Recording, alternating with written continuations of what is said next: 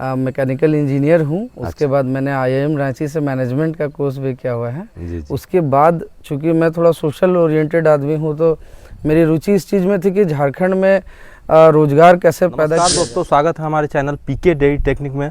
आज हम झारखंड के रांची में हैं और रांची के नामकुम क्षेत्र में है। यहाँ एक युवा जो पशुपालन कर रहे हैं लगभग 7 सालों से, और रिटेल में इनका दूध बिकता है। किस तरह ये मार्केटिंग कर रहे हैं, किस तरह अपने पशुपालन को चला रहे हैं, पूरी जानकारी देंगे। इस वीडियो पे बने रहें। अच्छा लगे तो लाइक करें, सब्सक्राइब करें और शेयर करें। तो आइए उनसे मिलवाते हैं और उनके फार्म का सारा जानकारी। हमारे चैनल पीके डेयरी टेक में थोड़ा सा अपने बारे में बताएं, जानकारी दें। जी, मेरा नाम अमरनाथ लकड़ा हुआ। मैं यहाँ रांची में पिछले 7 साल से डेयरी फार्म चला रहा हूँ। अच्छा। और अभी देख सकते हैं, यही फ़िलहाल मेरे पास 15 गायें हैं। दूध वगैरह कहाँ सेल करते हैं? मेरा लगभग 30% दूध यहीं पे सेल होता है, लोकल, जो आकर ले जाते हैं कस्टमर। उसके बाद लगभग 30% दूध मेरा कॉन्वेंट्स में जाता है। जितना रांची में कॉन्वेंट है उनको देते हैं। उसके अलावा एक मेरा काउंटर है मिल्क डिस्ट्रीब्यूशन के लिए, वहाँ जाता है। और कहाँ पे काउंटर हुआ? ये आपका क्लब रोड में हुआ। क्लब रोड में झारखंड होटल एक है, उसी में सुबह में जाता है, वहीं पर बिकता है। और उसके अलावा बाकी हाउस होल्ड को डोर टू डोर सप्लाई भी किया जाता है। अच्छा, वो भी, उसके लिए भी लड़का को रखे हुए हैं? जी, स्टाफ रखा हुआ है। तो पशुपालन जो बिजनेस है आप लगभग 7 साल से कर रहे हैं, कैसा मतलब अनुभव हो रहा है? देखिए, शुरुआत में तो बहुत सारा चैलेंजेस आया था, जिसमें सबसे ज़्यादा दिक्कत आया था चारा का खर्च को मेंटेन करना, क्योंकि लगभग 70-80% खर्च चारा का ही आ जाता है। और डे बाय डे जो चारा का खर्च दाम बढ़ रहा है, उसकी वजह से कभी प्रॉफिट बनता नहीं था। अभी जब 7 साल पहले स्टार्ट किए थे तो कुट्टी हम लोग को 3 रुपये 3.5 रुपये किलो मिलता था, अभी 10 रुपये किलो मिलता है। अच्छा। चोकर 900 रुपये 850 रुपये बोरा मिलता था, अभी 1400 रुपया है। तो कोई ऐसा चारा नहीं है जिसमें लगभग डबल नहीं हुआ है रेट, या ट्रिपल नहीं हुआ है। और रेट दूध का 10 रुपये 15 रुपये बढ़ा है, तो मैनेज करना काफ़ी मुश्किल होता था। जिसके लिए आप देख सकते हैं पीछे हम नेपियर ग्रास भी लगाए हैं लगभग 30-35 डिसमिल में। वो अभी काफ़ी बढ़ गया है, 20-20 फीट का हो गया है। तो वो उसके साथ साथ हम अभी एक्सपेरिमेंट कर रहे थे कि कहीं से ऐसा फीड मिले जिससे हम अपना खर्चा को मेंटेन कर सके और प्रॉफिट बढ़ा सके। तो अभी प्रॉफिट मार्जिन अभी बढ़ा है, अभी अच्छा है। अच्छा। अभी कौन सा फीड खिला रहे हैं? कृषि पालक का जो फीड है वो हम खिला रहे हैं। तो उससे क्या है कि बाकी जितने पहले होता था 10 तरह का फीड देना पड़ता था। प्रोटीन के लिए बादाम खल्ली देते थे अलग से, उसके बाद सरसों खल्ली देते थे, उसके बाद हमें बेसन भी कभी कभी, या फिर हमको प्रोटीन के लिए ये भी सोया खल्ली भी देना पड़ता था। मकई दर्रा देते थे गाय की सेहत के लिए, ताकि उसका कैल्शियम का ज़रूरत पूरा हो सके, आयरन का ज़रूरत पूरा हो सके। तो 10 तरह का चीज़ होता था, तो खर्च बहुत ज़्यादा होता था। और क्वालिटी वाला फीड नहीं मिलने की वजह से भी वो लॉस होता था, क्योंकि मकई दर्रा वगैरह यहाँ पे कोई भी लगभग 30 से 40% मिलावट से कम का नहीं मिलता है। अच्छा। चाहे अपर बाज़ार से लेके जाइए या किसी भी लोकल रिटेलर से लीजिए, उसमें 20 से 40% मिलावट रहता है। तो फ़ायदा नहीं हो पाता था पहले काफ़ी। अभी मतलब क्या कैलकुलेशन है आपका पहले और अभी? लगभग कितने दिन से आप केंद्र से कृषि पालक फीड मंगा रहे हैं? अभी हमको लगभग 3 महीने 4 महीने हो गया है, 3.5 महीने या 4 महीने लगभग हुआ है। तो शुरुआत में ट्रांजिशन में थोड़ा टाइम लगा। उसके बाद अब पिछले 2 महीने से काफ़ी अच्छा उसका रिस्पॉन्स है और दूध बढ़िया हो रहा है, फ़ायदा हो रहा है। तो जो पहले हम सारा फीड मंगाते थे तो मेरा महीने का लगभग 1.25 लाख का बिल जाता था। अभी कृषि पालक में लगभग 70-80 हज़ार में मेरा महीने का निपट जा रहा है खर्चा। अच्छा। तो वो जो मेरा लगभग मान के चलिए 35-40 हज़ार रुपया है, वो सीधे सीधे मेरे हाथ में प्रॉफिट बच रहा है।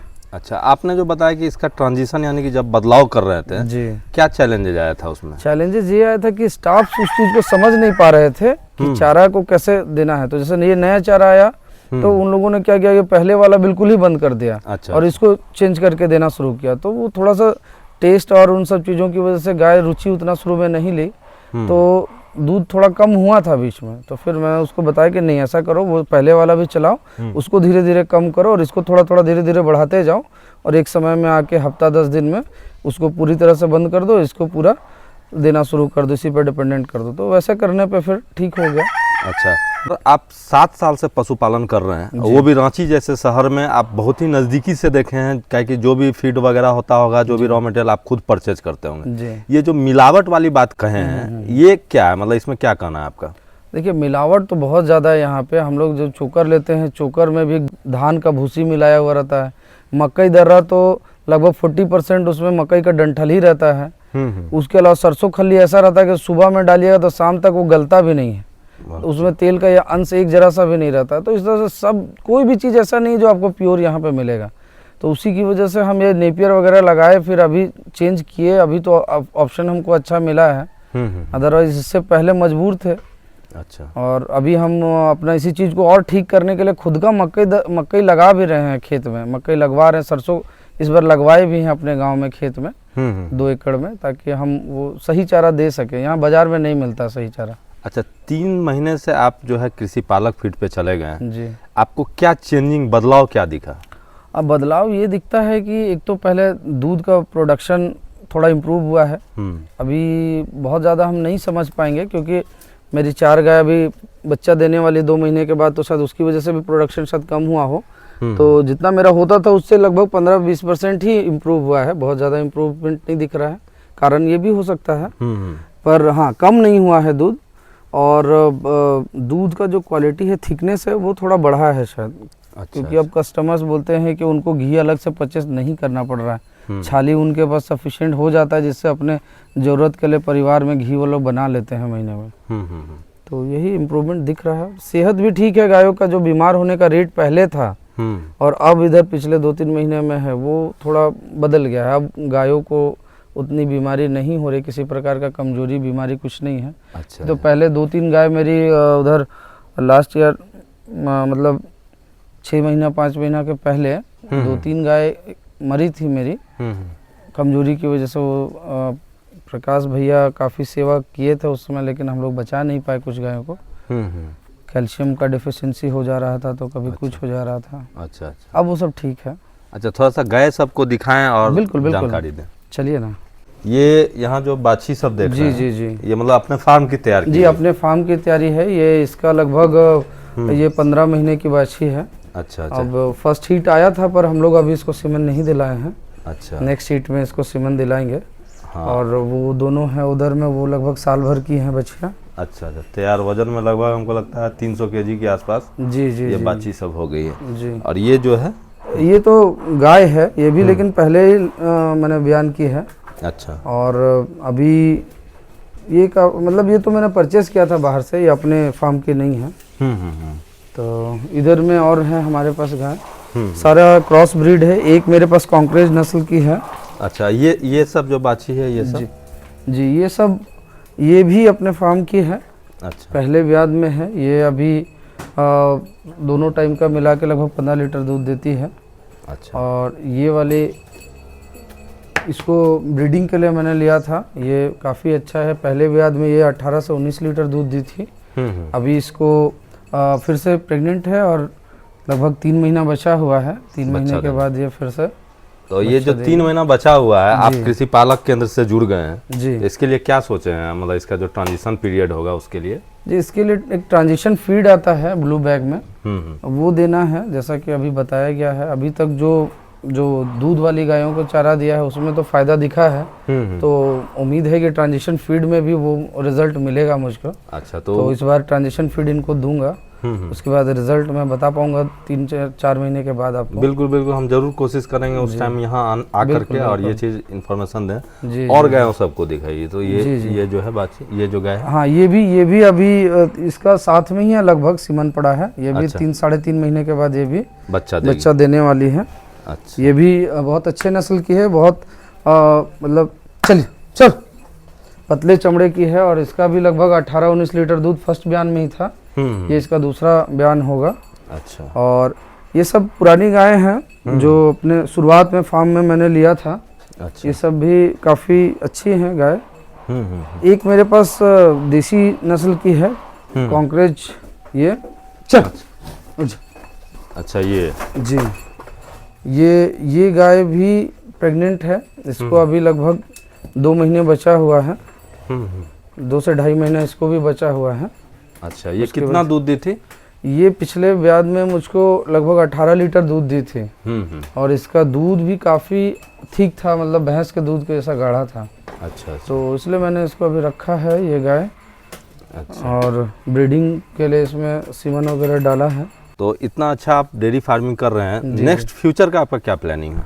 फ्यूचर से पहले मैं अपना पास्ट बता देता हूँ। मेरा एजुकेशन जो है वो मैं मैकेनिकल इंजीनियर हूँ। उसके बाद मैंने IIM रांची से मैनेजमेंट का कोर्स भी किया हुआ है। उसके बाद चूँकि मैं थोड़ा सोशल ओरिएंटेड आदमी हूँ तो मेरी रुचि इस चीज़ में थी कि झारखंड में रोज़गार कैसे पैदा किया जाए। तो मुझको डेयरी सेक्टर बहुत बड़ा सेक्टर ऐसा लगता है जो मास लेवल पे मैंने रोज़गार दे सकता है, एम्प्लॉयमेंट दे सकता है। इसलिए मैंने इस सेक्टर को चुना था और काम करते करते इतना कुछ सीखा हूँ। तो अभी मैंने एक PMFME योजना है केंद्र सरकार की फूड प्रोसेसिंग के सेक्टर में। तो उसके तहत मैंने एक मिल्क प्रोसेसिंग प्लांट लिया है जो ऑलमोस्ट हो गया है, अभी बैंक में लास्ट प्रोसेस में है। नेक्स्ट मंथ तक वो डिसबर्स हो जाएगा और वो मेरा सेटअप 2-3 महीने में हो जाएगा। तो छोटा है अभी तो 5000 लीटर कैपेसिटी का, तो वो स्टार्ट करने वाला हूँ। तो उसके लिए फिर से मुझको एक, चूँकि प्रोडक्शन मेरा जो सोच है वो ये है कि क्वालिटी मेंटेन करने के लिए दूध मैं अपने डेयरी का ही प्रोसेस करूँगा, चाहे वो 500 लीटर क्यों ना हो, लेकिन अपने डेयरी का करूँगा। तो फिलहाल 1000 लीटर का टारगेट लेके चल रहा हूँ। तो उस हिसाब से जो मुझको समझ में आ रहा है लगभग 100 गाय मुझको चाहिए और।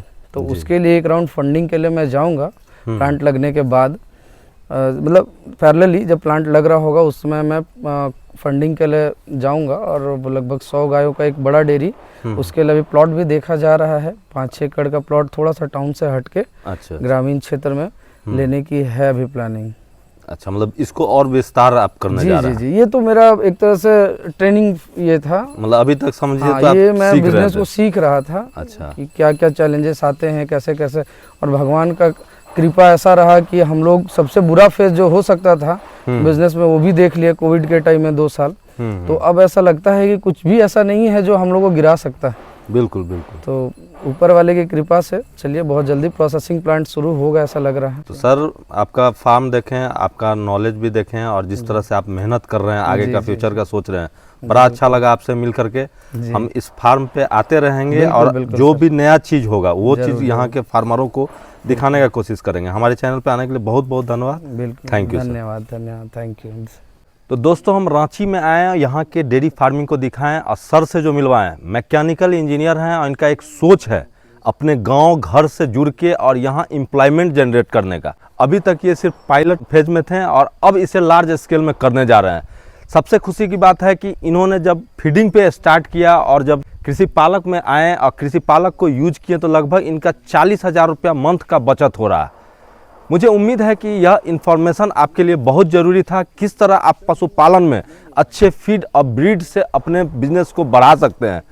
यह इस वीडियो से देखने से आपको जरूर सीखने को मिल रहा है। उम्मीद है कि यह वीडियो आपको अच्छा लगा होगा। अगर अच्छा लगा हो तो इसे लाइक कर दे, सब्सक्राइब कर दे, शेयर कर दे। हम फिर नेक्स्ट वीडियो में मिलते हैं, तब तक के लिए धन्यवाद।